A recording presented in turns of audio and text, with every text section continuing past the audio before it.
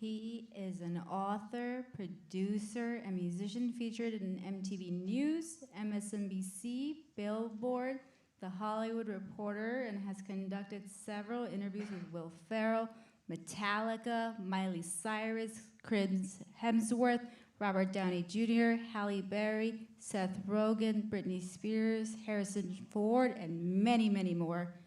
As host of the MI Conversation series at Musicians Institute, he's conducted in-depth Q&As with a diverse range of artists, including Brendan Urie, Tony Iommi, Rob Halford, Good Charlotte, Frank Turner, Miles Kennedy, Brandon Small, and Zach Wilde. Please give a warm welcome to your host, Ryan J. Downey.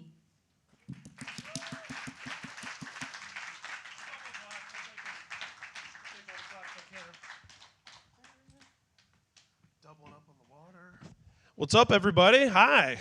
Back at the Musicians Institute, my favorite place to hang out.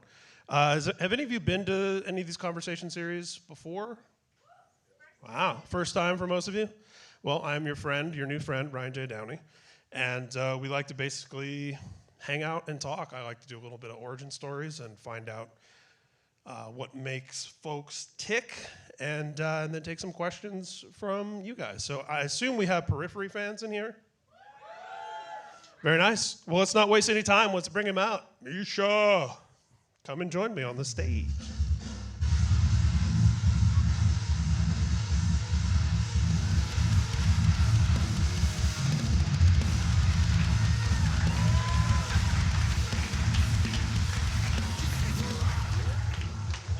How are you? How are you? Good. It's our pleasure.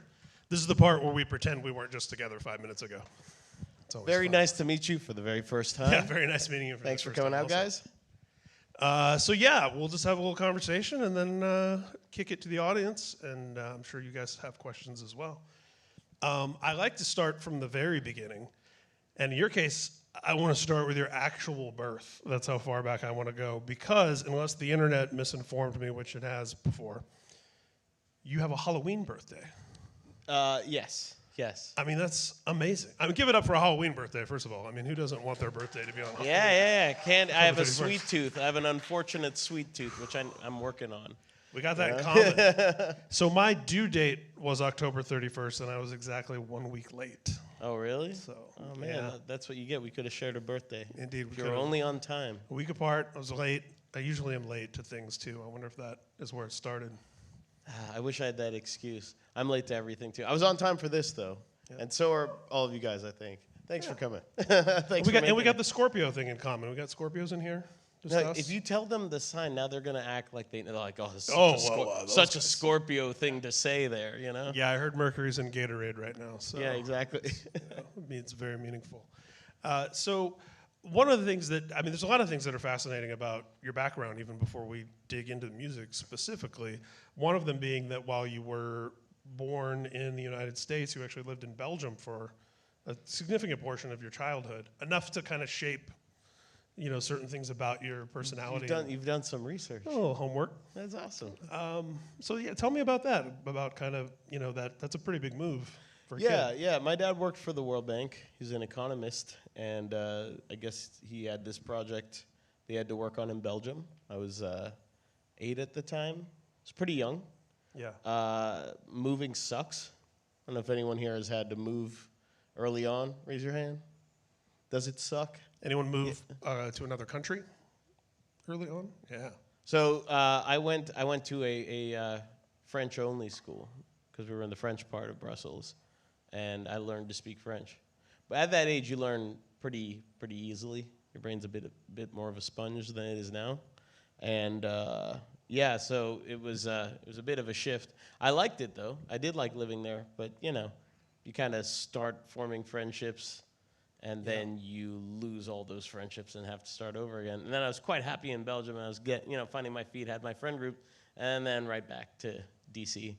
And now you're a weird kid from France. Yeah, I was a weird kid, and I had a weird accent, and people did not French like accent. me. Yeah, I had a weird French. I didn't even know that. I didn't even know it, but I had a weird French accent, and people did not like me. And I didn't understand. It was like the first time in my life that people did not like me, and I didn't understand why. But So that was fun.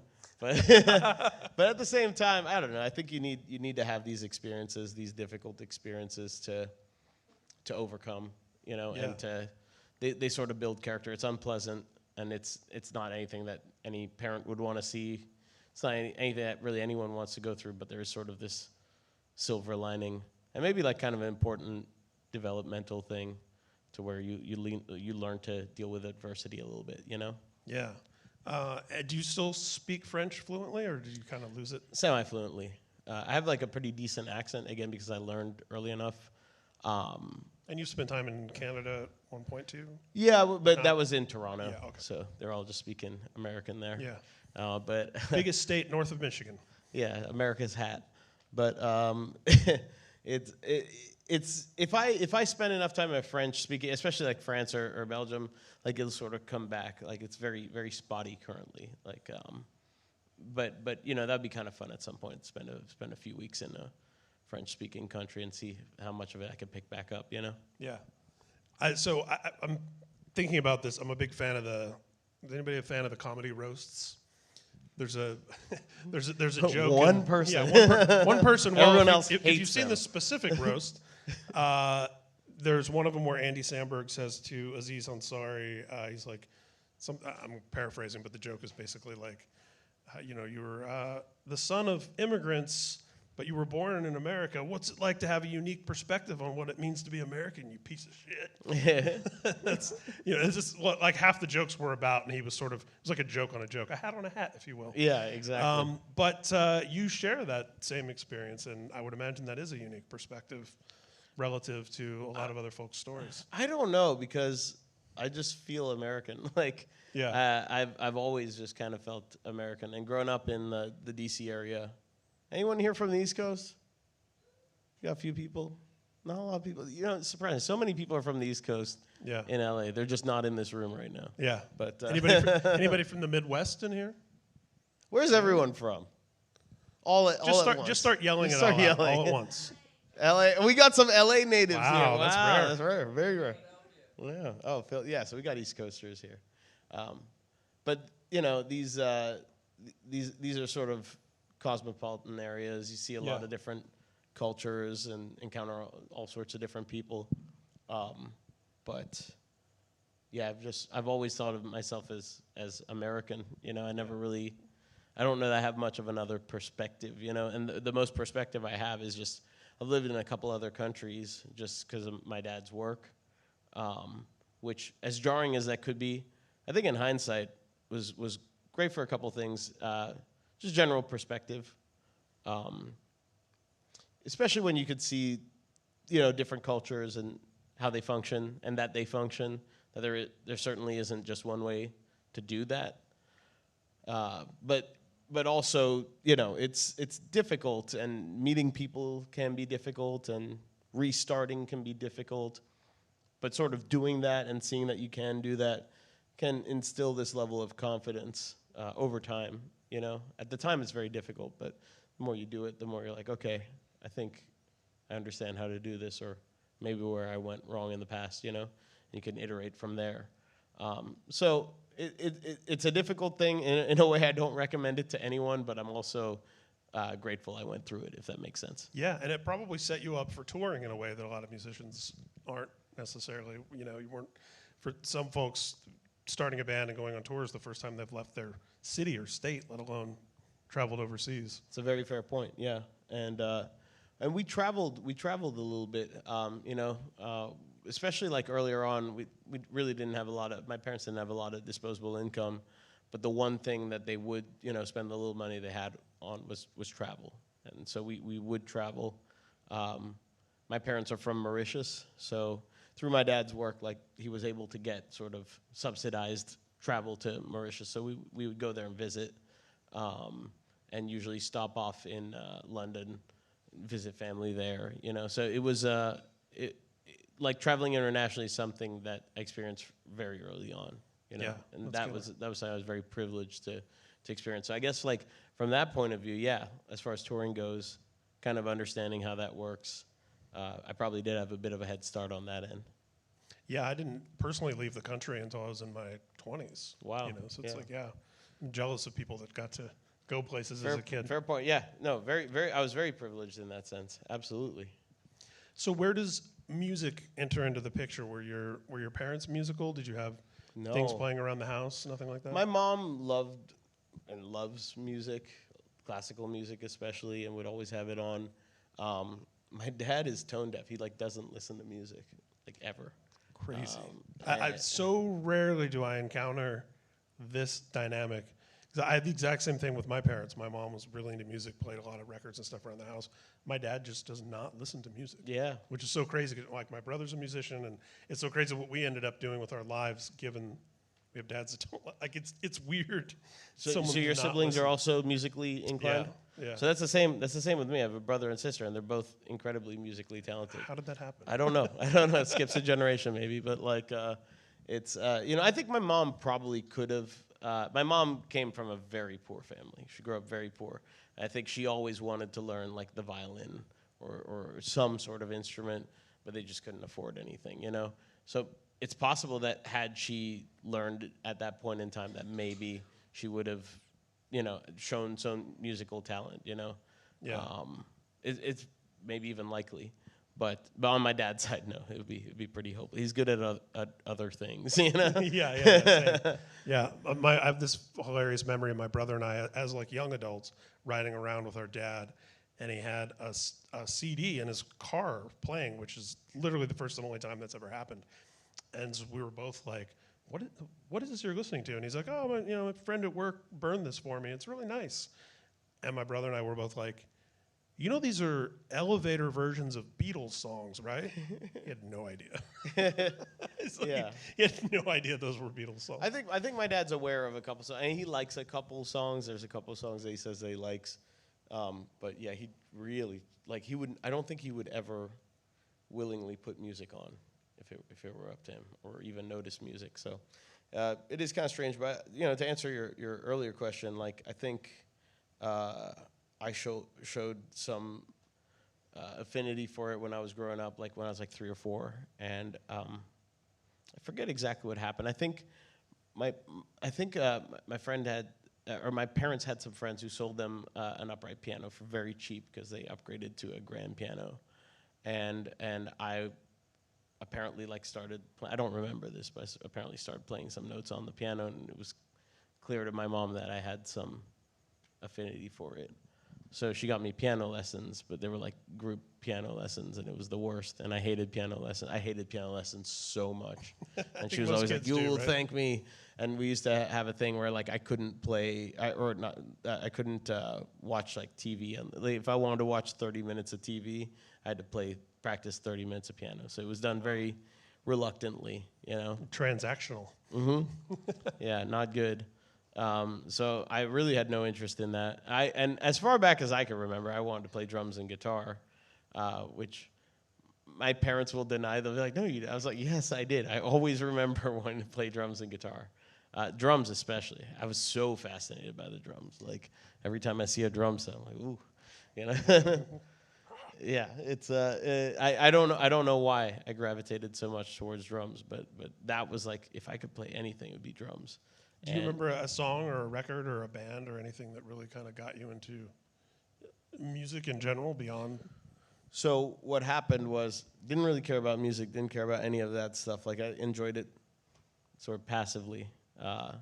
And then there was this family friend that came and visited us, and he was from Australia. Not that really changes anything in the story, but It's with our theme so far. Yeah. Fits. Yeah. So I don't know how many of you people remember the CD booklets. Do you know what I'm talking about? You remember? That's how music used to be. That's how you used to suss a person out. You used to look at their music collection with the binder. You have the 1,000 CD binder. If you're lucky enough to have such a collection, you could tell a lot about a person by what they had in there. Or the people who had them in their visor in their car. Oh Those yeah. little sleeves. Yeah. This was when I had to be 11 or 12, so it was mainly look at people's binders. But he brought over a whole bunch of stuff, and he was showing me Nirvana and The Offspring and Green Day, And I kept asking him, I was like, do you have anything louder? But I didn't understand like what I was looking for. But I was like, oh, this is cool. Do you have anything like heavier, basically? I didn't have the word for it yet.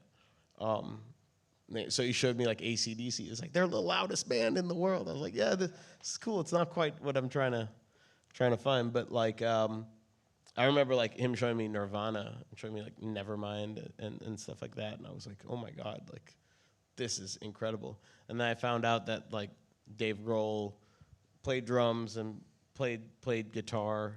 And I was like, I didn't know you could do that, you know? Yeah. I was like, that's really cool. You could just Not play many people can. Yeah, you could play 2 instruments. I feel like nowadays a lot more people can, but you know, back then it was like, yeah, you sort of choose your discipline and stick to it. So I thought that was really cool. When I think about like metalcore, I think about like you and Adam D, and like there's a few of you that started as drummers even in your band that you're known for. Yeah. I think ironically, like drums are the instrument that I love the most, but I'm just not good enough to play them in my band. Like I'll put it to you this way: if I was good enough to be the drummer of Periphery, I would be the drummer of Periphery. But I very quickly learned that I wasn't gonna be for what I wanted to make, you know. But there is just something about the drum, and it's also a very tough instrument to practice. I'm not the biggest fan of E-kits. Do we like E-kits? Does anyone actually like E-kits? No. I mean, they're great in that, like, you know, they'll allow you to play drums in situations where your option is no drums or E-kit. But, you know, nothing beats a great drum but set. it requires like the most amount of space and the most amount of things to move from one place to another. And So I started out as a drummer. Finally got drum lessons. I'm Jewish. Had a bar mitzvah, which the only good thing that came out of that was I got some money, and I bought a drum set and a guitar. nice. And at this point, like, who are your? Because we got that. I don't mean to cut you off, but I want to go back a little bit. Oh yeah. Green Day, Offspring, Nirvana. You're hearing all that stuff from this friend of the family, and you find out about Dave Grohl and. Which bands then sort of became like your bands? Like who? So really I had this going? new metal phase, so I really got into like Korn and Limp Bizkit. I bought that first Creed album. No, technically the second Creed album, right? Hey, it's cool. It's cool to like Creed again right now. It is cool to like Creed again. I mean, I'm not that stuff hasn't aged as well for me, but like it was pretty seminal for me back then, and it's a great sounding album. It's a really good sounding album. Tremonti's a shredder. People don't realize Tremonti's a monster. What else? I don't know. It was like kind of that, and then I got into Deftones, and that's when everything changed. I was like, this is grouped into the new metal thing, but this is something else. This is something other. For yeah, sure. and I became obsessed. And then you guys were playing Tool earlier. Got pretty obsessed with Tool, as one does. And I think that, and then that led to like Dream Theater, and then that eventually led to Meshuggah, and then everything changed again. Yeah. And then that led to like wilder stuff like Dillinger and stuff like that. I think the thing I found was like a lot of these bands. So I named Tool, Dream Theater, Meshuggah, Dillinger. There's probably something else that falls on that list. I hated all those bands the first time I heard them. I was like, this sucks. Yeah. This sucks for various reasons. But there was always something that kind of drew me back. But it's like, I got to try again. And then as somebody who loves drums and guitar, and we're talking, Portnoy, Petrucci, obviously Tool, and then, Chris Penny and Dillinger. And I mean, these like some... These are. So not only did you like that, but you liked complicated, progressive, hard-to-play stuff. But if there's a through line here. Because all these guys, they are complicated, but I do think they're very musical. I think they've got great feel and very creative ideas, right? So like, they are doing very complicated stuff, and in some cases, especially in the case of like Dream Theater, it could get very nerdy. But I always thought, for example, Mike Portnoy is just a fantastic sounding drummer, just phenomenal feel. So he can like sell you on these like really odd timings. That's a great way to put it. Because it sounds so good when he plays it, and that's not a given. There's a lot of people that can play it, but they're so on top of the beat and I didn't know. I just knew that there's like certain things I like the sound of. I think a lot of this stuff people know instinctively, even people who don't have any formal training with music or aren't musicians, they'll probably hear it. They just don't understand why, but they know what they like and what they don't like. And I think feel accounts for a lot of that. I remember the first time a drummer explained to me that another drummer we were listening to was behind the beat, like kind of what that meant. Right. And the difference between all and a lot of that proggy technical stuff can be very stiff. And yeah, you're right. There's a through line with all the bands you mentioned. They have drummers that are highly skilled but can swing and groove. Yeah. And I also met in the DC area. There's like a lot of gospel and go-go drummers. Go-go is a style of music that doesn't leave Maryland, I don't think. Yeah. But then you're like, oh, that's what a shuffle's supposed to sound like, you know? Yeah, talk to us about go-go a little bit. I only became aware of it via, I want to say it was a documentary about the Bad Brains. So I never got super into go-go, but I just would meet, you just like whether you're at Guitar Center or, just being in the area, you'd meet a lot of people. Very regional thing, though. I think I didn't take a lot of lessons, but there was a guy I took lessons from very early on with drums, and he was definitely like a gospel. He was like a go-go guy, and could do like the gospel chops stuff and all that kind of stuff. I think before it was like kind of gospel chops or whatever, but that's where I was like, wow, like why is it when he plays the same beat that I'm playing, it just sounds 100 times better? I feel like I'm hitting all the same notes, but it just sounds so good when he hits drums, I was like, wow, that's incredible. There's something there. I didn't have the words for it, whether it's playing behind the beat, or being in the pocket or whatever, right? Like that's such a big thing. And you'll find that like a lot of the drummers that I love and revere are like very much like in the pocket drummers. So bar mitzvah money, first drum set. First guitar. Yeah. What are the first things that you're trying to learn? First songs? At that point in time, I was pretty obsessed with like Korn and Deftones and Limp Bizkit and Incubus. So basically anything off that. And it was mainly drums that I was trying to learn. That was my next question, because if you have drums and guitar simultaneously, like how are you splitting that time? So here's what happened. Here's a great tip. I mean, you guys already have figured this out, but if you're the drummer, everyone's too lazy to take their stuff from your place, so you inherit guitars. So I had a really crappy guitar and amp, but the guitarists I would jam with would just leave their cool stuff at my place. So that's how I got my hands on a 7-string. That's how I got my hands on 4-track tape recorder, like stuff I didn't buy and stuff I certainly did not have money for. But by being the drummer, it was sort of left there because they're like, oh, I don't want to pack up. You know what? Just I'll see you next week. I'll grab it then. But yeah, I would just play around with it, having that 4-track recorder that my guitarist friend left. Meant that hey, if I got a couple mics in there and recorded, some drums, I could like jam along with some. I'd try to cover songs that I liked, usually Deftones because it was a little easier. A bit more straightforward, and I was not a proficient guitarist, so it was anything like drop D, drop C, whatever, just trying to play along, Yeah, so you would lay down drums first in the 4-track, and then exactly, and just try to cover it, and just try to see. Also, one thing that happened. I was kind of lucky. So I went to a school in the DC area or in Maryland called Walt Whitman. I went to a high school called Walt Whitman, and they had an electronic music program, which is kind of wild in hindsight.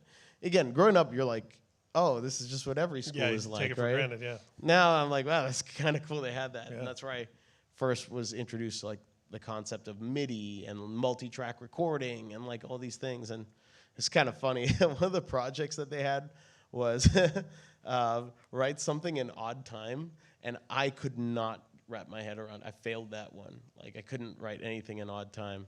It just didn't make sense to me. This is an inspiring story then. I know, yeah. So if I could learn, anyone can learn. But but it was cool to be exposed to these things. You learn about the history of like synthesizers. You learned a little bit. It was just kind of like a broad brushstroke approach to a lot of the stuff that I don't know that there would be any way to learn about this. But I was very lucky to have a class like that. I hope they still do it. Teacher's name was Mr. Chadwick. Never fully appreciated what he was doing until kind of later. So so in electronic music class, I mean, is he like playing you Kraftwerk and Depeche Mode? Yeah. But I realize in hindsight, it was electronic music might have been a bit of a misnomer because it went into that. You know, we learned a bit about synths and MIDI and whatever, but it was kind of like a general just music recording. Like there was like a mic up a drums and record stuff studio project. That's amazing. And like, you know, I got to put like a condenser in the middle of like a jazz kit or whatever and like mic up the kick drum. And I remember like I didn't know anything about miking anything, and I remember one of the other people in the class was like, "Wait, that's all you use? Like, that sounds amazing." I was like, "Yeah, I guess that's all you need, you know." But just allowing us to experiment with stuff like that and making projects, trying but failing to teach me how to play in odd time signatures, you know. Yeah. So it was a bit more broad than just electronic music, but yeah, that's where I first heard about like Kraftwerk and Moog synthesizers and. I didn't really think I was too interested in that kind of stuff, you know. I didn't. It's ironic now because I'm so far down the Eurorack rabbit hole. But like back then, I had not so much interest in synths. It was really like rock and metal and guitar and drums and that kind of stuff, you know. Well, shout out to Mr. Chadwick and Walt Whitman. Yeah, that's awesome. So, where do other musicians come into the picture? Like, how do you find people to jam with and what are and I assume you're doing covers. Yeah, I was in a band in high school that just practiced in a basement, never played out of the basement. I went to University of Toronto for like 2 years, which was a huge waste of time and money. And there I started a band with like one of my best friends there. I swear to God, this is the truth. His name's Adam Sandler. And unfortunately for him, I watched every time that like he'd show his ID to someone, they'd be like, "Really?" You know, and like we were like slightly underage, so he's handing his ID, like trying to like, "Really?" It's like, yes. It's like, because if you think about it, like he would have been born before Adam Sandler was someone who was a perfectly normal name to have. Yeah. Anyways, me and Mr. Sandler started a project called Bulb. You and the Sandman. Me and the Sandman started a project called Bulb. Hence the nickname. And is it still the nickname, or that kind of? It's kind of fading. Yeah. I might ditch it. I don't know. We'll see. We'll see what these guys say. But like, it taught me an important lesson because he was like a musician, but kind of like different stuff, and we tried to sort of meet in the middle. We kind of started writing together because we were friends. I was recording everything. This was when I figured out how to turn my gaming computer into a recording computer using a lot of cracked software. Don't do that. No, actually do it. I don't care. Whatever. Like I ended up selling a lot of products for Tune Track down the line, so it's fine. But like, it was a great way for me to sort of learn, to see the power of being able to record yourself and like how much your perspective changes when you go from just being like a musician, like I play drums, I play guitar or whatever, to now I'm writing a song. Like these are just tools. These are a means to an end. And you get to take a step back and be like, okay, I'm composing a song, I'm a songwriter. And it will make you approach things very differently. Taught me how to play to a click. I would never know how to play to a click if I didn't have to do it, and that band fell through because the classic thing, like he wanted to go this way, I wanted to go that way, kind of ruined our friendship. No hard feelings on my end anymore. But yeah, he wanted to star in Billy Madison. He wanted to keep playing music. But he found his calling. But yeah, like it kind of taught me the lesson. Like, all right, I think I have a very clear vision. Like I was writing a lot of the songs entirely, and I was demoing a lot of stuff entirely. Here's some relevant information for you guys. Sometimes this is not for everyone because some people are like, I have ideas, but I need to shape it with a producer or shape it with other band members or whatever. But I had a very clear vision for what I was going for, which is rip off Meshuggah and get away with it. And a lot of people didn't get that. Meshuggah was not very well known back then. Doing like polymetric stuff was like kind of weird. There's a lot of people that couldn't really play that stuff,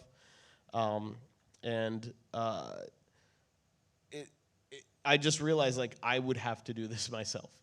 And let me just jump in and ask you, do you remember, was it, trying to think what era Meshuggah, is this like Destroy, Erase, Improve? Yeah, so I was really into Chaosphere. Chaosphere is still like my favorite album of theirs.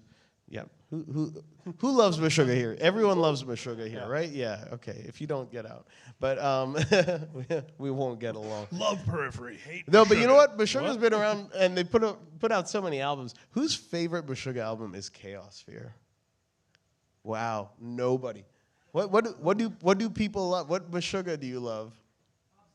Okay, that's a great album. That's a great album. And you know, it's interesting because I think that's when they kind of became a bit more mainstream, or not mainstream at all, but like just as a band, like a more of a household name in metal. And that's when you started to see a lot more musicians that were sort of able to play, like everybody wanted to learn how to play bleed on guitar, drums, and all that. And it just yielded these like really amazing musicians. But this was in like 2003, 2004. So earlier, yeah. And a lot of people were like, yeah, I kind of see what you're going for, but it just sounds confusing. It's not my thing. So I was like, all right, it's tough to find musicians. When I try to collaborate with a friend, it ends in disaster. I'm just going to do my own thing. And then what ended up happening is the people that ended up joining or wanting to join were joining as fans. Oh, sure. And the that's, thing already exists. There's the brand, there's the identity. And this is really only possible because of home recording. You know, like the previous generation, that would be a lot tougher to do. You'd have no real way of expressing it. You know, maybe you could do your demo tapes, but some of this stuff only comes together in like a semi-decently produced thing. I'm not saying like my mixes sounded good, but they definitely had an energy to them that was a bit more than like just a crappy produced demo. Like a lot of people thought that some of this was being done in the studio or whatever. So it was selling the idea, right? And then, yeah, people who are joining are like, yeah, I'm into this. I get what you're going for. So it was a different way of trying to find band members.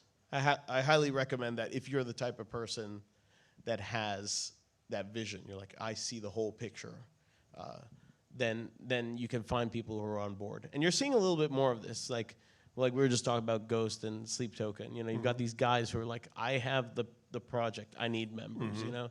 And that's sort of that's one extreme where it's like, and at first you're twisting people's arms to get them to conform to what you're trying to do. But then once the thing is out there, then it's going to attract people that exactly. Are like, no, I it's like like that. the exact opposite approach where it's like, all right, like, I don't need to tell you like, oh, we're trying to go for this. And it's like, no, just listen to this. Or in my case, I was posting it up on forums, you know? So it was kind of getting this buzz around forums. So people were hearing it and they were sometimes aware.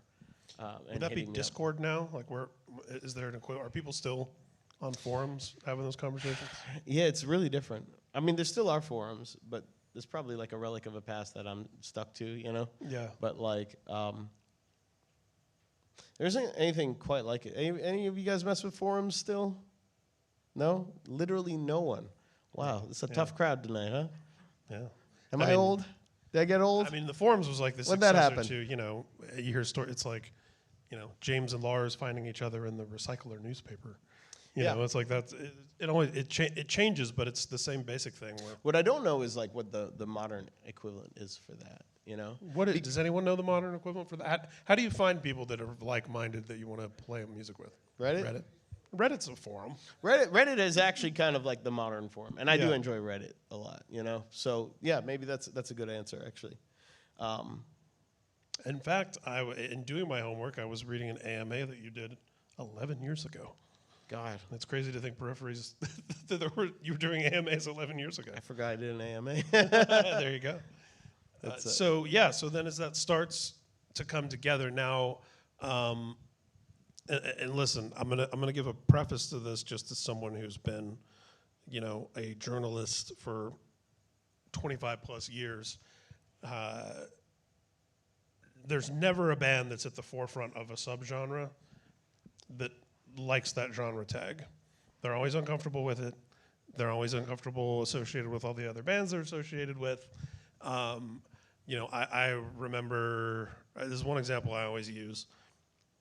I did Dashboard Confessional's first ever interview, first ever magazine cover story. And by the time he's hitting on MTV and all of that and whatever, and I was about to do another big interview, everyone in his camp told me that I wasn't allowed to use the word emo anywhere in our conversation or in the article. And then obviously fast forward now, he's doing emo night and stuff. And I don't say that to single out Chris. I can say that I could give you 100 examples over and over, whether, AFI, don't call him goth punk. Don't call this band metalcore. Don't. So having said all of that, I think that there's, when you're in it, you don't necessarily see the advantages and the benefit to like, hey, you're a forerunner of something, you're a co-creator of something. And obviously what I'm talking about here is Djent. Djent, Lady Gaga. Do you remember that term sort of coming around and being used to describe you? Like, do you have any kind of, was it just all of a sudden it was there, or do you kind of remember it? If we're going to discuss this subject in earnest, I must take my overcoat off. I was hoping you had like a Djent superhero costume under that. No. Superman. No, just getting warm talking about this subject. Yeah, and we don't have to belabor it, but it feels like no. I'm just joking around. I'm joking around, as I do generally. So it's interesting because so the goal was to be progressive metal because the bands that I loved that's what they were. And to me, progressive metal, I've said this before, but progressive metal was always like, there's no limits. I always hated the idea, and I'd encounter this sometimes where like, you'd be in a band or you'd be collaborating with someone. They're like, oh, that's too metal, or that's too rock, or that's too soft, or whatever. I was like, that sucks. That's the worst reason to not do something. You should just do it. Like, it either sounds good or it doesn't. And I always felt like progressive music could get away with anything because you'd be like, oh, it's progressive. And I'm a big fan of metal and just the aesthetic of metal. So I figured progressive metal kind of covered my bases because it meant that you were metal, but that you could also venture off into any genre from that point, as that starting point. So that could be sort of your foundation, and then from there, if you go into any style, it's just progressive, right? And you want your song to be 2.5 minutes long, or you want it to be 15 minutes long. It's just progressive. So I love that. And that's what I would sort of self-identify as, right?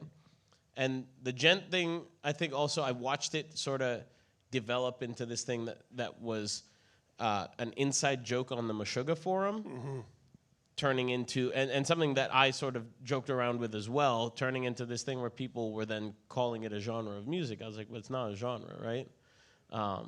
And learning that you cannot convince people on the internet of anything. Yeah. And also those things take on a life of their own, right? Right. Like, I mean, no one thought anything was the thing the first time it was called that. But I will say, different to maybe a lot of the bands that you're talking about, is we were never offended by it. And you could never. It's not like you could never call us that or whatever. And you have embraced it, and you've had a sense of humor it's about like it. if we're gonna, it's a silly thing, and a genre is a way to classify something. So it's like if it helps you find us or get into us, then that's a good thing. I think it's silly, and it isn't really a genre, but it became a genre, whether I liked it or not. Yeah.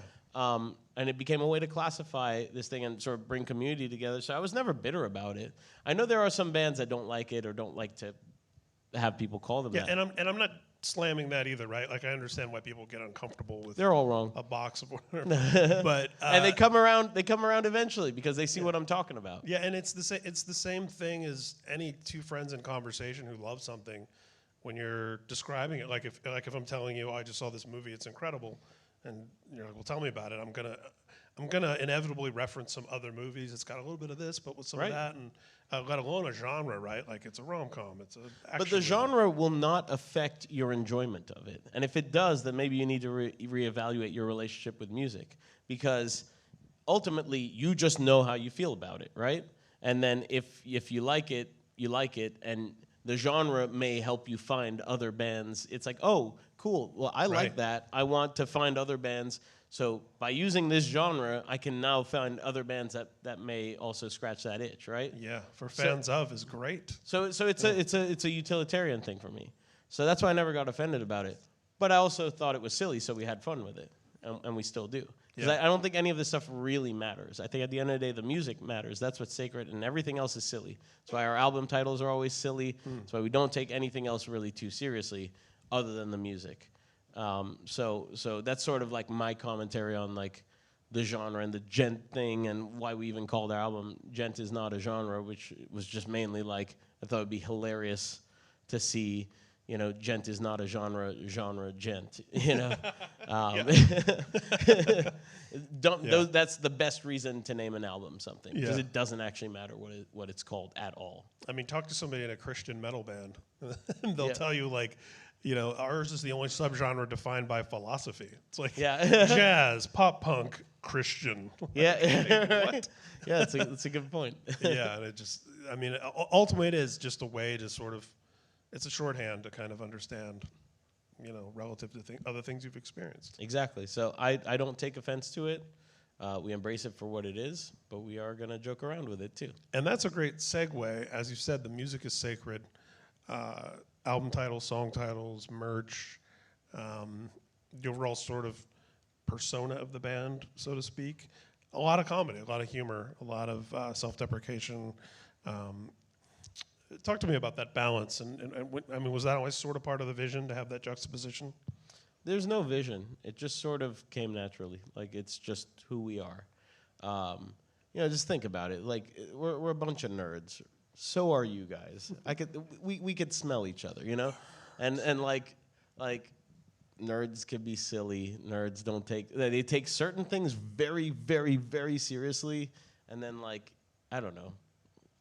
We could also take other things maybe not as seriously because we take certain things so seriously.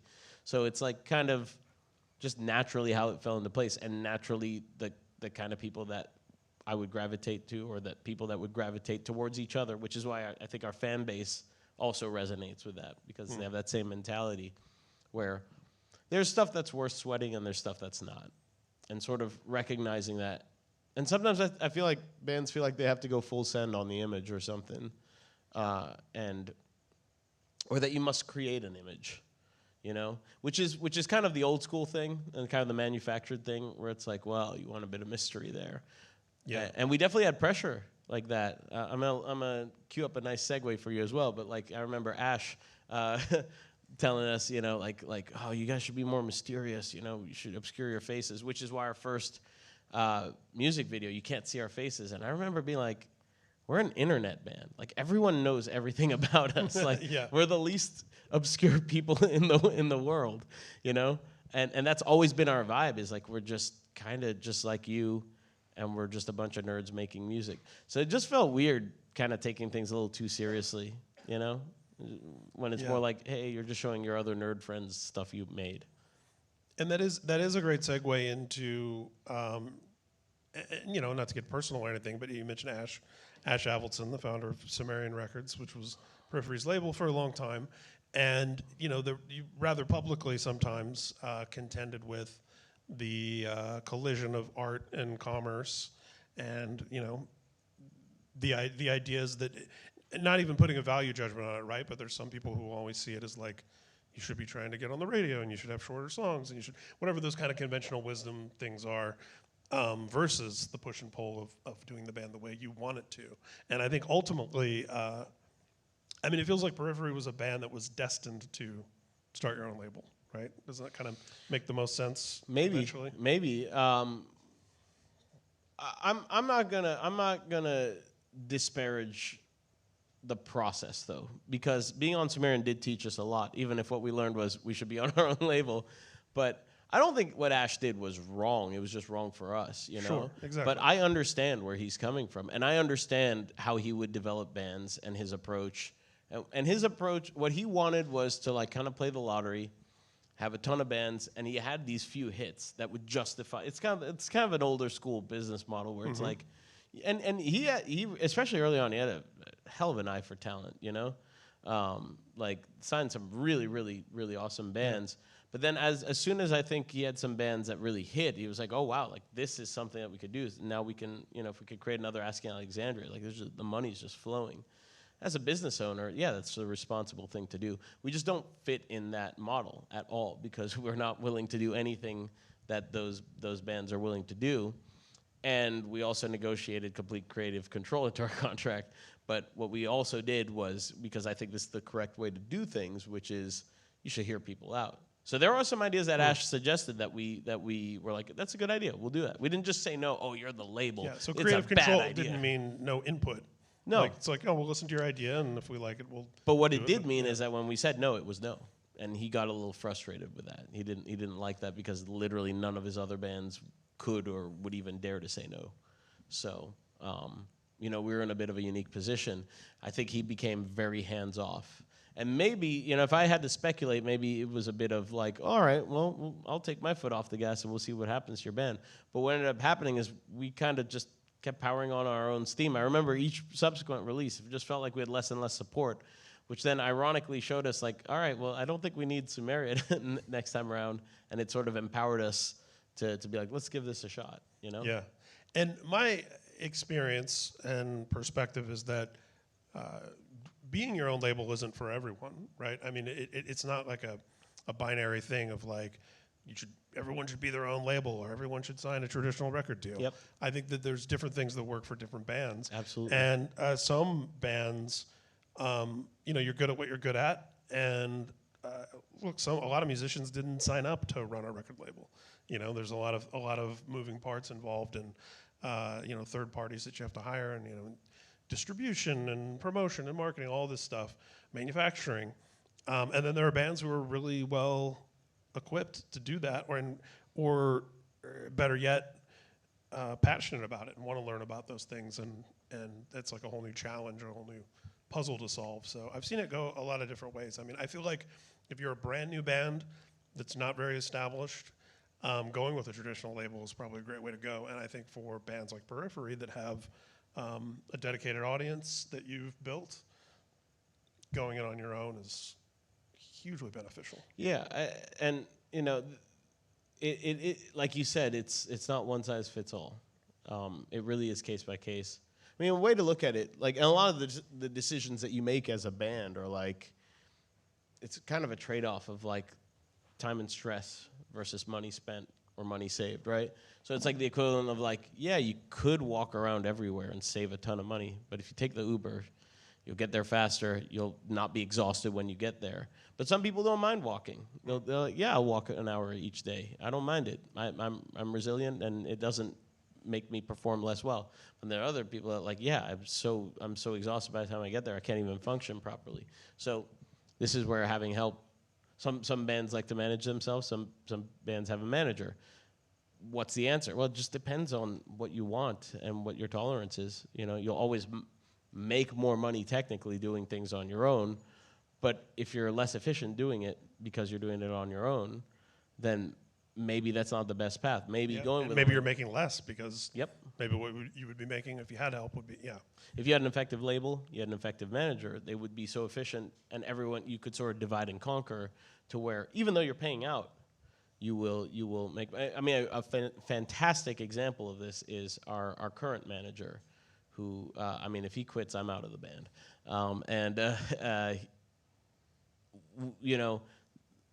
we were not very happy with our previous manager, and I remember the day that we signed our current manager, or not the day, but the first tour that we did. That was the first time that the band made money in its career, and we did a headliner that was about the same numbers, maybe slightly more, but only marginally better than the last headliner that we did. So the data, and he's very data oriented, so he was like giving us a breakdown of everything.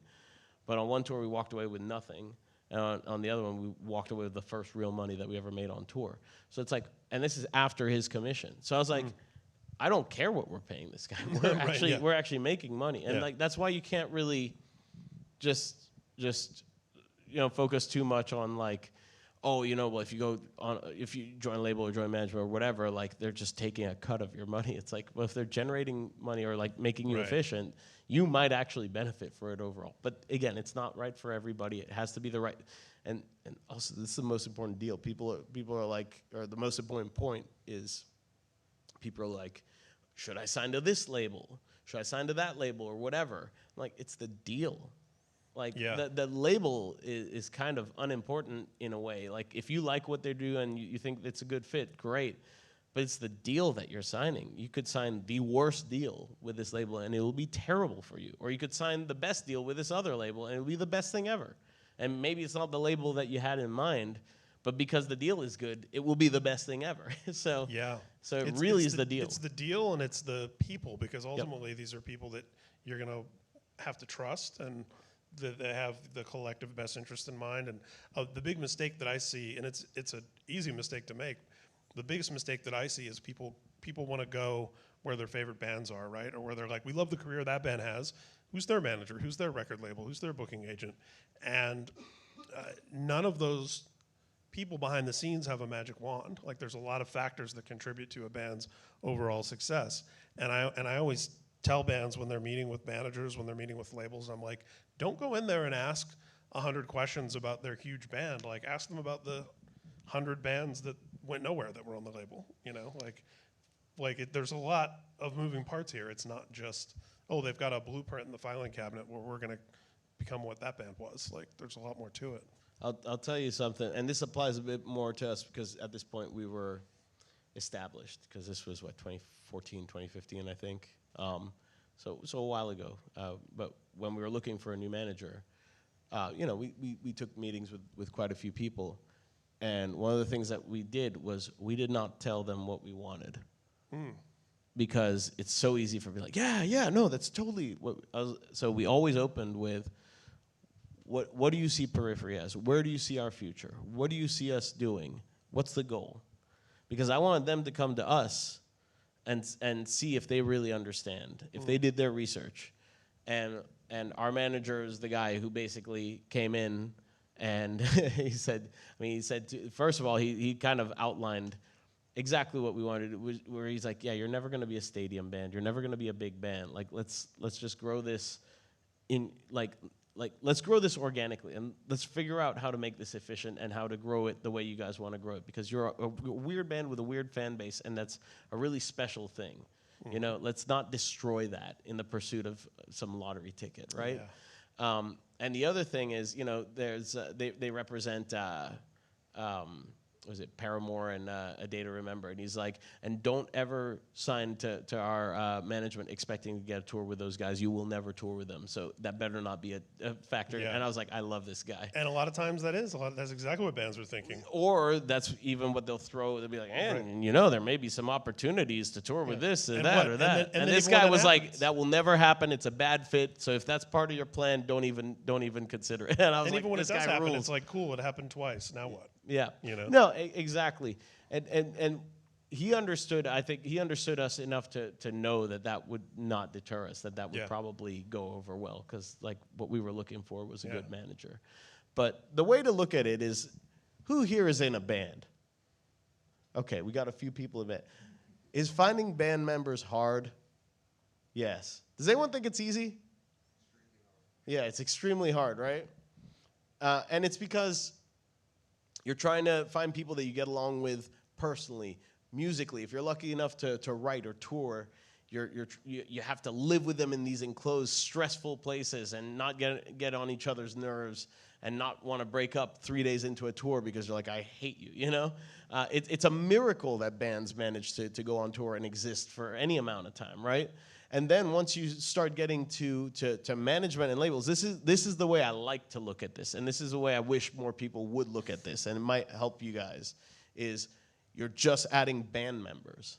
Like I said, if our manager quit, I'm probably done. Like, I don't want to put up with this anymore. Yeah.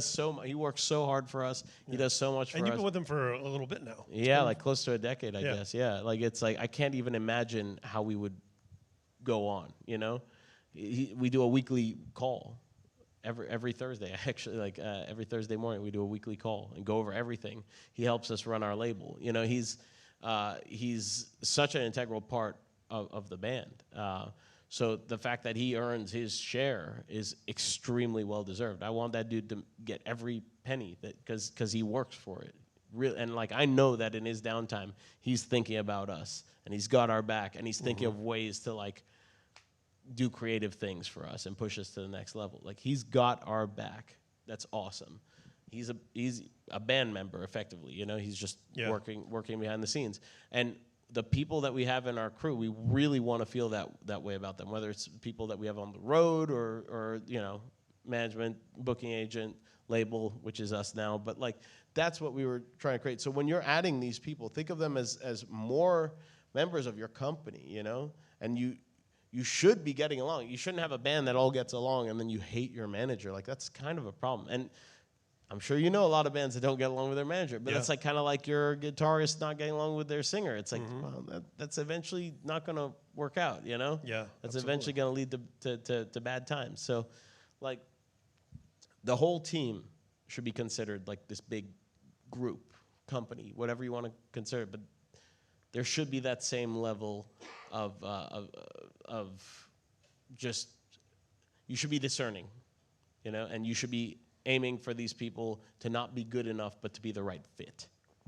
That's amazing advice. And I want to start taking some questions. I know it's times, I just looked at what time it was, and I was like, man, that went very fast. We're rambling.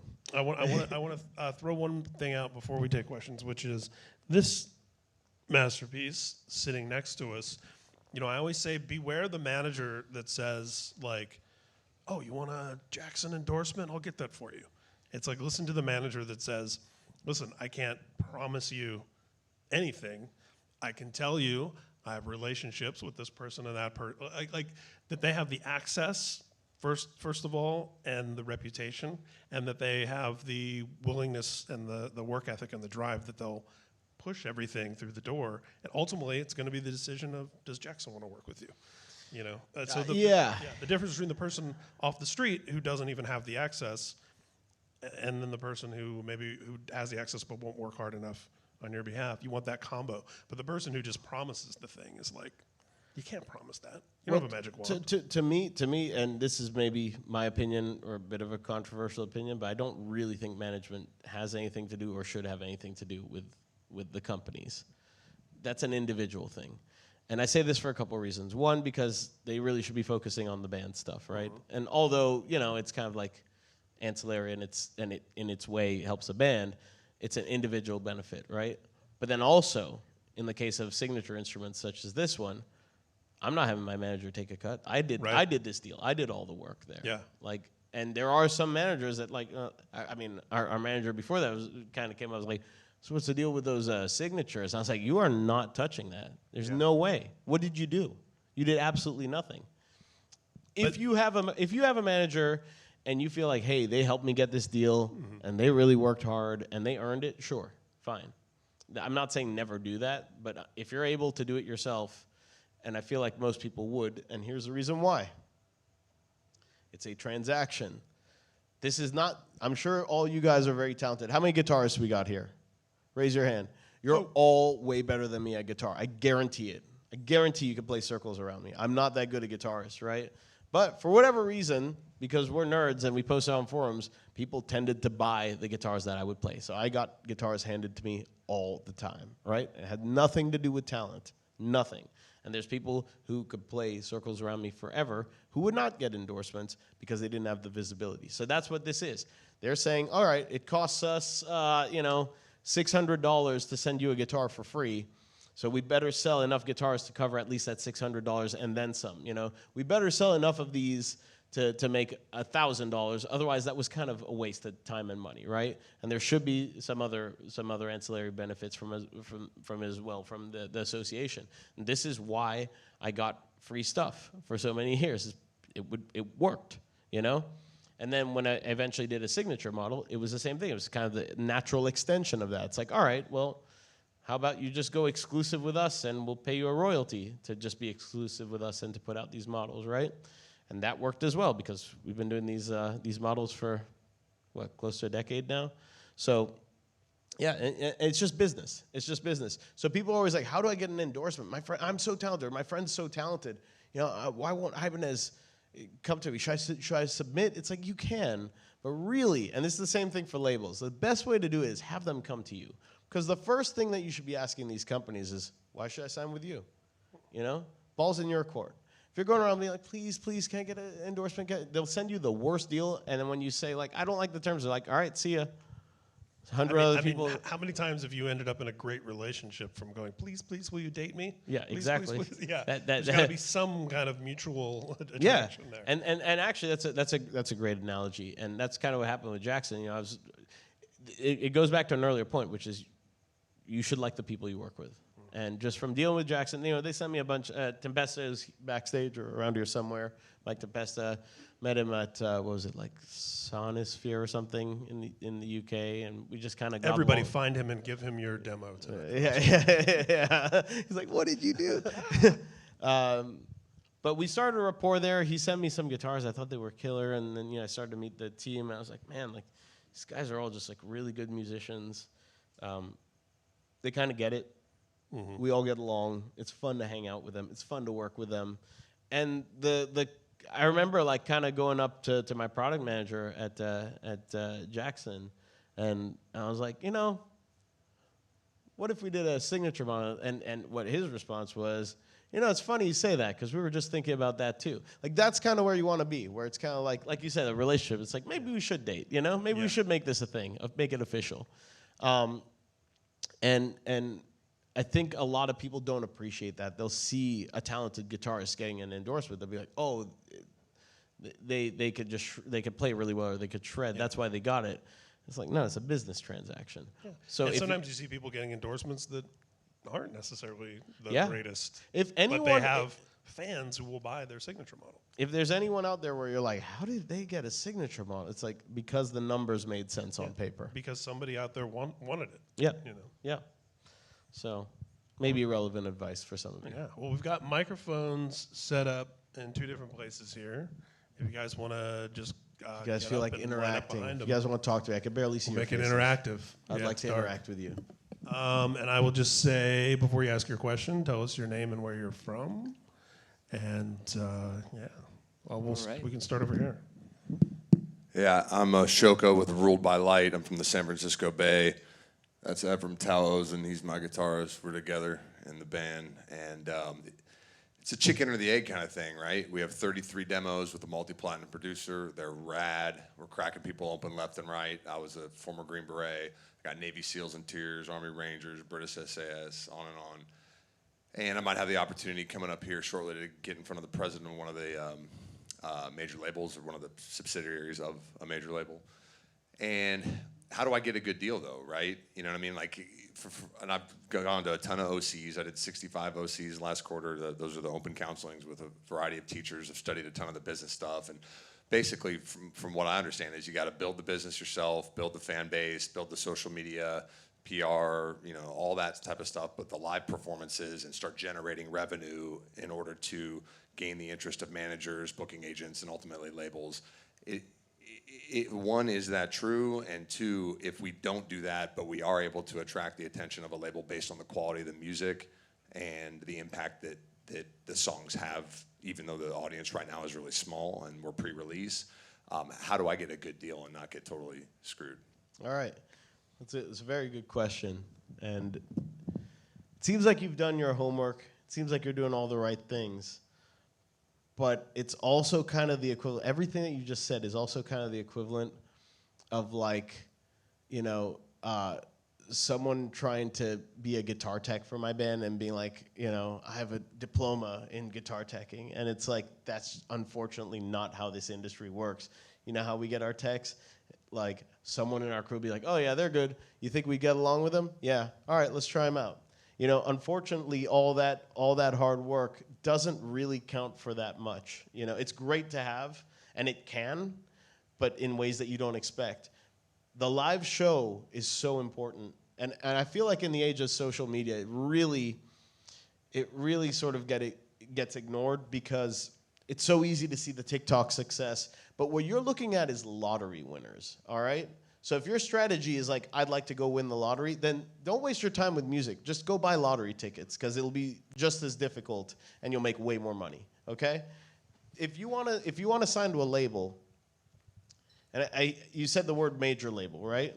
I don't want to deal with any of the business stuff, man. I want to write and record and perform epic music that the crowd loves because they do, and get it out to the entire world. Well, because that- people need to hear my music. That's what I want. I hate to tell you that. If you don't want to deal with any of the business, then you should just be a weekend warrior band or do it as a hobby. Doing music as a hobby is the greatest thing in the world. I wish I could, man, but I don't have a choice. Like, music snatched me out of my life, burn it to the ground, and I'm here, and there's no plan B, and there never will be. I burned the ships, man. So I appreciate your attitude. And what I'll say is you need to know what it is that you want, how you want to get there, and what you're willing to sacrifice. If you want to be the biggest band in the world, you're going to have to do things you don't want to do. And if you want to express yourself artistically, you're not going to be the biggest band in the world. Those things just don't happen. Again, and yes, there are exceptions that prove the rule, but that's the lottery ticket stuff. I'm not going to tell you how to win the lottery. I don't know how to do it. What I can tell you is there's a bit of a bell curve here, right? So you need to pick a side. Do you care about creativity and self-expression on one Yes. side? Do you care about being a big band? Creativity first and foremost. Creativity first and foremost, all right? So what I would tell you then is don't worry about the labels. Don't worry about the deals that you get just yet. Develop that. Develop your live show. What will happen if you become a good live band, if you get a buzz going, is people will be talking about you.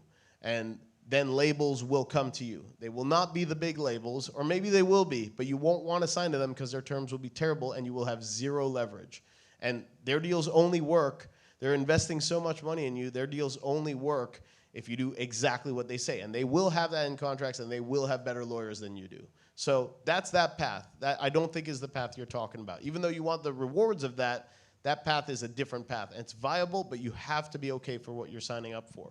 If you want the creativity side, which I'm much more familiar with, you're going to have to do things yourself. You're going to have to forge your own path. And I don't know how big you can get. Like, I'm shocked my band is as big as it is. It really doesn't deserve to be, but that's just the way it worked out. We got very lucky. And I hate to say it, but luck is a massive factor.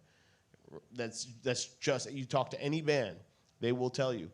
And it's not just the luck, and it's not just the sustained luck. It's that once you have these opportunities, to be able to have a team around you and a group of people around you that help you make the most of these opportunities and not squander them, because we've all seen bands do this, where they get a great opportunity and they kind of flounder, or they make the wrong decision, or they don't really know what to do. So if you have a vision and it's strong, you know exactly what it is that you're going for, you should be making the right decisions. You should be surrounding yourself with the right kinds of people, and then that will help you make the correct decision for your band. But you just have to come to terms with the reality of what that means, because it sounds to me like you want a little bit from both sides, and what I'm telling you is you kind of need to pick one side and stick to it. It's an incredible answer. Thank you so much. And, Yeah. and just for clarity, all that really matters to me is that I get to write these songs that are coming through me and affecting people so deeply, and it reaches who needs to hear it. And I'd like that to be as many people as possible, but it's not about being up on stage, oh, look at me, and all this money. It's about what has to happen, and these songs have to get out to who they're meant to reach. In my opinion, that's the best reason to write music. Yeah. So keep at it. Thanks so much, man. Hell Appreciate yeah. it. Let's pop over here. Hey, I'm Nash. I'm from Bombay, India. Periphery means a lot to me because I first listened to you guys when I was like 16. I was on my first tour in India, and my bass player actually played it for me. He played Icarus Lives. And actually my first ever YouTube drum cover was a Periphery song, so it was Make Total Destroy. And I completely bombed it. It was the worst drum cover ever. But then that was the start for me of the progressive metal. Really gave me a practice regimen. I used to hate practicing my rudiments and whatnot, but progressive metal, especially Periphery and Tesseract and Carnival, you guys really helped me like have a goal in mind and practice towards a song or whatever. And you also inspired me to like start playing guitar, because I saw one of your interviews back when I was 20, and you were like, you didn't have a drum set in college, so you got a guitar, and that was how you switched. I was like, if he can switch to guitar, I can too. But I'm still a shit guitar player. I play the drums, that's my main thing. I went to MI a couple years ago, and I have a band now. We just released an album like a month ago. We worked on it for 2 years, and it's finally out. So my question to you is this. Since we're starting out, we're booking all these tours, all these dates by ourselves. we're not able to get like a whole US tour like people get. You know, you can buy into tours, you can ask other big bands that are touring. If Don't we buy can- onto a tour. Yeah, we're not planning Beat me to do to that. it. We're not planning on doing that, but how do you suppose is the best way to book a tour right now in this day and age? Oh man, it's probably harder than ever, but the old tried and true, which is start local and start working your way out. You know, don't worry about a big tour. Don't worry about playing all over the place. Just try to do some weekend warrior stuff. There's a lot of stuff that you'll learn just from doing, you know, those kinds of shows. Touring and playing shows, unfortunately, the only way that you could get good at touring and playing shows is by doing it. There's no way to practice for it. And it's such a weird thing that you just have to experience genuinely and that you have to learn and you have to make those mistakes. And for your sake, even though it may not be what you want to hear, I hope it grows gradually, because if it doesn't, then you'll find yourself sort of out of your depth very quickly. It's kind of a gift if it does grow sort of gradually and in a stable way, because every problem that you have will only be slightly out of your wheelhouse. But my advice to you would be just focus. Again, I feel like I'm repeating the answer, but focus on the live show and play locally. Do not buy onto a tour, for the love of God. Nothing good will come of that, and you'll other than you will lose a lot of money. Why is that though? And also, once a buy-on band, always a buy-on band. Yeah. Oh. Once you have that association within the industry, people won't ever see you as anything more than that. Got you. Unfortunately. Yeah, it's kind of like if you get word that a band bought onto a tour, it will, like people in the industry, it will change their perspective. It's like, oh, so maybe they're not doing as well as we thought. Like they're the kind of band that has to buy on tours, which maybe bands that buy on tours don't even realize is the case, or oftentimes must not realize is the case. And they're like, oh, it's a great opportunity. On paper, it makes a lot of sense. You're probably gonna lose money on tour anyways, so it's like, oh yeah, we'll just lose a little bit more maybe. But it's just not the way to develop your brand and to have value, to demonstrate value in your brand, So I would say focus on playing locally and work out from there. And it's annoying and grueling, but maybe what will happen is as you do this, people will take notice, and then maybe some other local bands will want to get on a tour. You'll have a friend who wants to try their hand at being a booking agent. They'll book you like a little run or whatever, and you could just do it at a small level. Like, unfortunately, it starts out very, very unglamorous, and it may stay that way. No, there's no complaints about it. It's just that I want my band to grow, and we're doing everything possible. We're designing our own merch. We're booking our own shows around this area in Phoenix and Vegas. Great. Around the West Coast. But it's just the thing that it's not very cohesive right now. We have to book dates 2 months apart sometimes, and it's just not cohesive. And we even found a band that can tour with us, but we don't have the same sound or whatever. We don't even know if that's gonna work. But I wouldn't worry about that too much. Okay. You just be glad to be playing a show. Cool. People, I think, especially nowadays, people have more of a tolerance for. I mean, even when we're booking shows, we try not to have too many bands that sound the same. Think about it. You don't want to hear the same band 3 times in a row, 4 times in a row. You having some variety is good, and the more variety that we've experimented with, the better it's gone over. So I would embrace that. Cool. All right, man. Awesome. Thank you. That No was worries. a great question. Over here. How you guys doing? My name is Justin. I'm born and raised here in Los Angeles, specifically over in the San Fernando Valley. Slightly off-topic question, Misha. We know you're from the East Coast. Welcome to LA. How does it feel being able to drive some of the world's best back canyon roads? Is there anything you're looking forward to getting behind the wheel of that you haven't yet? And when can we possibly expect a little bit more reverse gear? I mean, we didn't even talk about cars. Yeah. That's how. So to answer the car thing, as I said earlier, I sort of got into music around what did I say, 12, 13? Because that's when it clicked, hearing Nirvana. But there hasn't been a day that has gone by since I was about 4 or 5 years old that I haven't thought about cars all day. So in actuality, music funds my car passion. It's sort of secondary. I love music, but I adore cars. And why am I? They're going to kick me out of here. Well, and you have a thing that I think there's a through line of continuity between the signature model stuff that you design guitar-wise, the kind of cars that you're into, the kind of music that you're into. They all seem to combine like these really cool, classical, traditional, simple elements with this like postmodern experimentation or adventurousness. It is a good point because I love technology. I love what technology's done for us, but I also appreciate these very analog things. People will always ask, like, do you prefer Axe effects and digital plugins, or do you prefer tube amps and pedals? And it's like, I love them both, you know? You don't have to choose, ideally. And it's the same thing with the cars that I like and a lot of the things that I get into. It's kind of, well, appreciating the past, but seeing what technology could do with us. But to answer your question, yes, Angeles Crest is the greatest driving road ever. It's the absolute best. GT3 RS. I would love to get the 992 GT3 RS. I would love to get behind the wheel of that. I would love to get my hands on one of those if possible. It's just impossible. I feel like you're about to ask him, do you know anybody? Do you have one? Yeah, no. If you do know someone, just let me know because I want to drive. I want to drive that in the Crest, seriously. But and what was the last thing that you asked? Any possibility of any more reverse gear? Oh, probably not. Just because like with schedules and timelines, like that's just not working out. I've taken on too many projects and too many hobbies. But I will probably be getting the occasional press car and reviewing it just because I love cars. Thank you.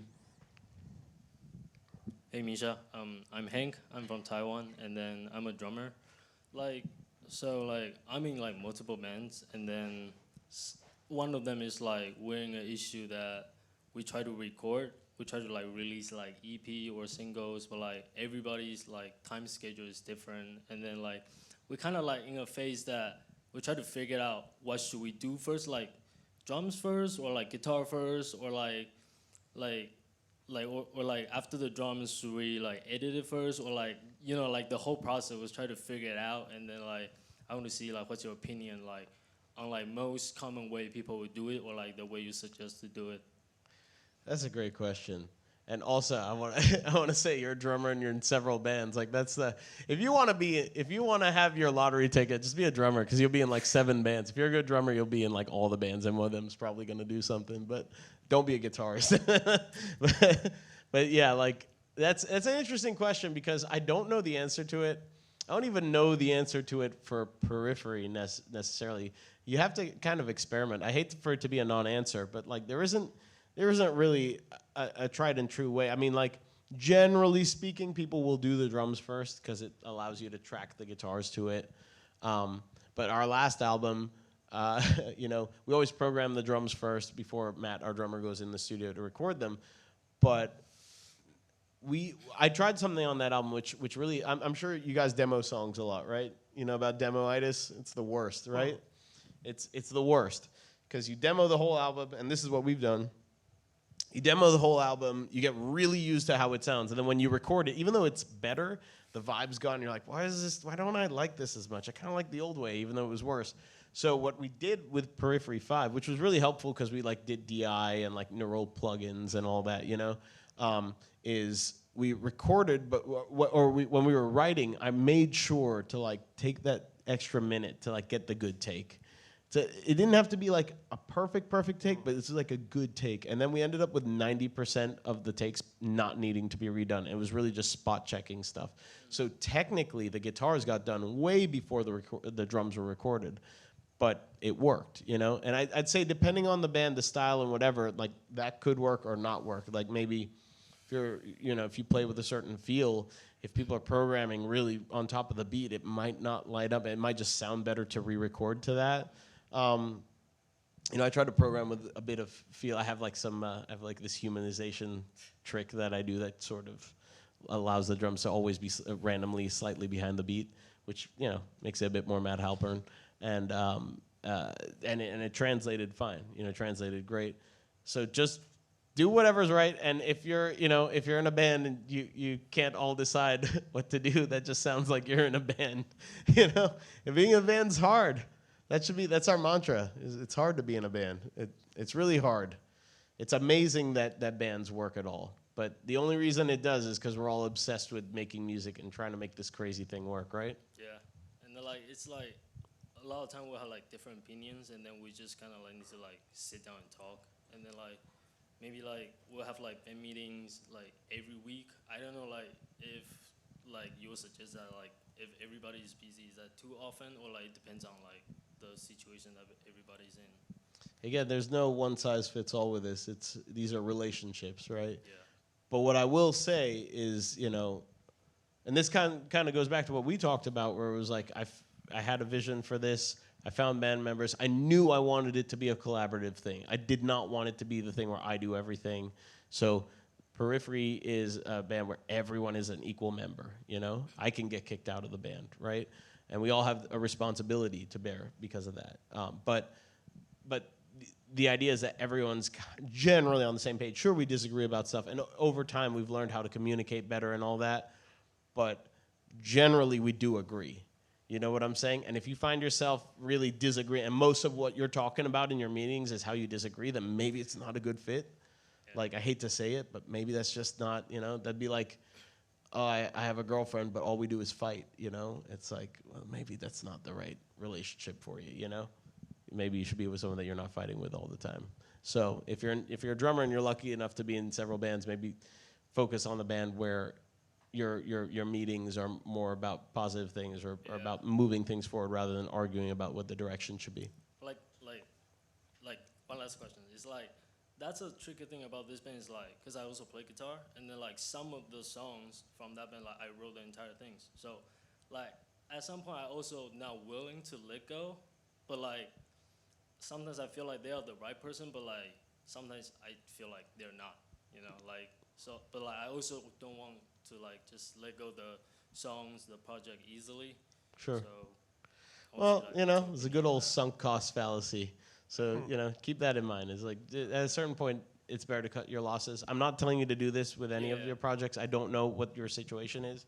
It's just something to be aware of. Just take a step back and look, okay, is this making forward progress? If you feel like you're making forward progress and it looks like it's eventually going to get to a point where you're all going to kind of get along generally and like there's a path forward, then that's worth investing in.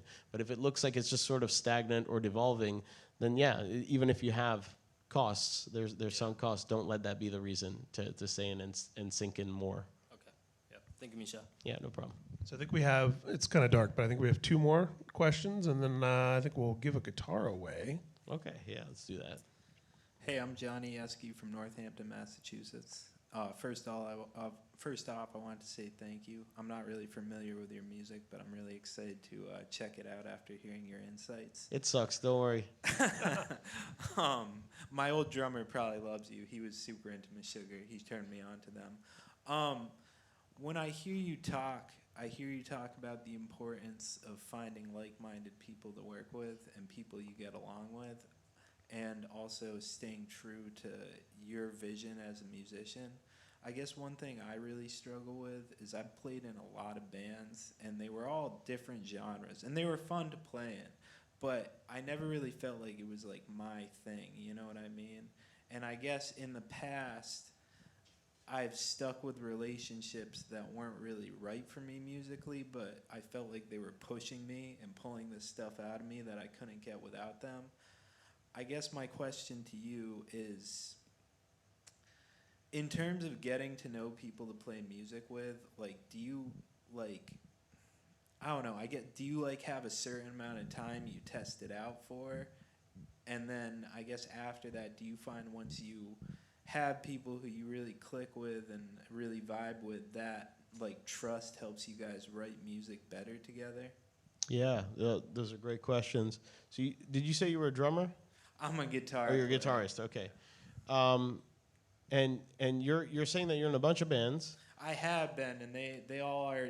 People ask me what type of music I play, and I say whatever band's hiring. You know I mean, that's great. That's a great attitude, and I love the part that you said where you're playing things that push you. I mean, that's amazing, and that's gonna just enrich you as a musician and your abilities. But I also understand the part, and this is very common. This is extremely common, and it goes all the way to the top. Like I've got some friends that play sessions like in massive bands, and they are good with money, and all they want to do is like start their own project, you know. because there is this satisfaction from having the thing that's yours. If you have a vision for it, right? Are you proficient at all with recording or anything like that? It's something I want to learn more about. I hope that during my time here I get better at Okay, it. my advice to you. It sounds like you have a style of music you want to play, right? Yeah. Do you have it in your head? Do you sort of picture it? Yeah. Do you know when you'll sort of have achieved that? Will you have a feeling that like, hey, this is right? Yeah. Yeah. Okay. I think I would have that. My advice to you is start learning to record yesterday, okay? Because then if you have this vision, if you have this idea, you can at least start writing that stuff and finding it out what it is for yourself, right? You don't even really know what it sounds like, and you won't even really know what it sounds like until you develop it. Probably a year from now, 2 years from now, you'll be like, oh, it's actually this, you know? Yeah. But you really should be focusing on that. It's great you're doing the session work, and the good thing is that you can do both of these. I'm not telling you to stop doing that. I think that's fantastic that you could do that, and you should probably keep doing it. And this can be your pursuit to do your own thing. Who knows? Maybe you'll meet people through all your session work and whatever. They'll be like, hey, what you're doing is pretty cool. I'd like to play that. But this is one of those things. And I always try to give people this advice. It's like we are in an age now. It's we're very lucky to be able to have, like, anyone who's got laptops got a recording studio. Like, that's incredible. And I was sort of one of the first people to have access to that accidentally. It was like, wait, I don't need to bother anyone. I can like just record on headphones. There's so many plugins. There's so many things. There's so many products like Get Good Drums out there that can help you like get your ideas together, right? And then you can present. You can even just listen to a fully developed idea. And you can develop it however you want. You can spend as much time as you want. You don't have to bother a soul. Like, that's a beautiful thing, right? So take advantage of that. It's a weird, esoteric thing to learn, and it will take time, and it's going to be frustrating, and it's annoying. I hate editing more than anything in the world, right? But the end result is worth it, right? So once you understand that well enough to express yourself through that, I think you will get the answer to your question. What was your second question? I just forgot. There was a second part. If you can't remember, I'll imagine something about cars. When you find like-minded people, and you kind of answered this in the last question, do you find, because with me, I've had relationships where the people were like, you know, they were asses, and like, it's part of my French, and like, they kind of mistreated me. Yeah. And I was not scared, but like, I felt judged with everything I did, but I felt like they were pushing me. So I was like, this was great. And I'm wondering if when you find people who you really click with and trust, if that helps the music at all. Yeah, and the part I remember what I thought about. You said trust. That's so important. So, and sorry if we're going over or whatever, but this is really important. So, it's really tricky when you're writing with people, and I'm sure some of you have experienced this already, where if someone in your band doesn't like something, it almost feels like they don't like you, like they're attacking you as a musician. It's like, I don't like that part. It's like, and then there could be a tit for tat thing. It's like, all right, well then I don't like your riff, you know? And then that's kind of a bad place to be. Well, I'll tell you something. There were times in the past where that was happening with Periphery. But this is something that we've talked about as a band, and we've addressed, and we've dealt with it like we would in any sort of healthy relationship where we just talk about our problems. We don't sort of try to let things fester if we have an issue with something. And now we've gone to the point where we're like, okay, we're on the same team. We all want, I don't care whose riff it is. I don't care if my riff gets cut. Like, it's a cool riff, but we want the song to be cool, you know? Mark in our band, Mark Holcomb, writes some of the most face-melting riffs. He plays guitar like no one I've ever seen. And we've cut some of the most incredible riffs you've ever heard, because although in a vacuum those riffs sound amazing, it didn't serve the song. It was just bloat, right? And we've gotten to the point now where we can just do that, and I don't have to worry about his feelings. So yes, the trust is important, because he knows that he could trust that. When I'm saying that, it's like, it's not personal, and it's not, I'm saying you're a bad guitarist. I think you're an incredible guitarist, but it just doesn't serve the song. And if they say, like, we don't like that part, we don't like this thing, or we think it's a bad idea, I trust them. I'm like, okay, you know, and I'm incredibly stubborn. So I have to tell myself, like, okay, these guys are people I trust. They're seeing something I don't. And generally, when I've listened to them, they've been right. So they're probably right. So I just listen to that. That could take time. Maybe you'll be lucky and it won't take time. But that's something that, in my experience, you have to develop and work on, right? But yes, once you get to that point, it's a beautiful thing because it really streamlines the writing process. You could just kind of get to the point and not worry about hurting anyone's feelings. And it's not about hurting anyone's feelings. It's about getting the song done. Thank you very much. I really appreciate it. No problem. Hey Misha, I'm Tides from Spain. I've been a fan of yours for like over a decade at this point. And one of the things you inspired me to do is like actually what you've been touching on recently, just like producing your own stuff, showing it to people, and having a way to convey your ideas in a more efficient way, I guess. So I was wondering, when you put the Bull solo album recently, I think it was like 2 years ago, did you notice any change in how you self-produce and like self-curate which songs you're gonna work on, how you write riffs? Were you surprised at all? Has it always been like a really clear thing for you from day one? I'm not really supposed to swear. It was the worst fucking thing ever. I hate doing the solo stuff. I hated it. That's why I collaborate with people I like. That's why it took me 15 years to do it, even though that's how it started. And like I've done all these side projects where I collaborate. I find it very frustrating because sometimes it's just great to have someone in the room. If all they're doing is just saying yes or no, even if they're saying no, that sucks. You just saved me 2 hours of like scratching my head. And like if they're like, yeah, that's not it, you know. And I would sort of pass it off to people. But when it's not their project, they'll be a lot nicer about it. They'll be like, no, that's great, that's great. And I had to have like my brother come in because he'll be harsh with me, and he'll be like, yeah, this is rough, you know. And then when we work on it and fix it, then, you know, he's like, yeah, I think that's better. I'm in no rush to do another solo album. But that's just me. Some people are great at the solo thing. I find I suffer from option paralysis a lot, and I find the collaborative process just very easy, where it's just like, all right, cool. The answer is no, that riff sucks, great, let's move on. Or, hey, there's an idea. Or, we can't really work on this, let's work on a new thing. This is what we're feeling now. It just streamlines the whole thing. So that was a thing that I did, honestly, because we had started 3 Dot Recordings, our label. I was like, all right, we finally have a place to put all these, I put out all my demos that were on SoundClick, mainly because they were on SoundClick and people didn't know how to find it. I was like, cool, now it can be on Spotify and Apple Music, and people could stop having to send MediaFire links to find it. And I was like, all right, like I talked to our manager. I was like, I should just do it. He's like, yeah, you should just do it. And I turned it in a year late. So, if that doesn't express it. I'll probably, people even ask, like, are you going to do one? It's like, yeah, maybe in another 15 years. I don't even know if I should call it Bulb, because I don't think Bulb's like a thing, that's a thing where it was the band in college, but I was the one posting everything, and I was posting demos that I'd written under that name, and then people just assumed that's who I was. And I was like, that's a really stupid nickname.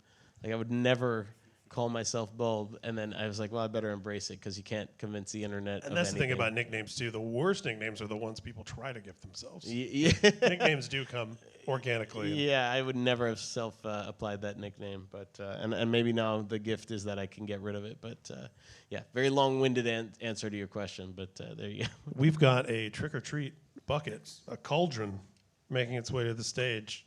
This cauldron is this is where I feel like it's Kill Tony right now. I'm the one who's got to. No, you should do the honors, please. I don't want to be responsible. You got to be a solo artist in this moment. Oh no! Oh no! I don't want to be responsible. All right. Plus, I want them to feel like it came from you. Yeah. Well, the guitar's coming from me in spirit. Yeah, I suppose it's coming from you. All right. Yu Chia Cheng.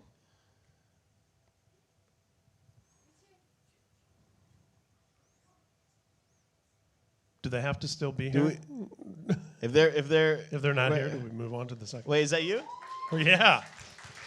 Congratulations. Come up.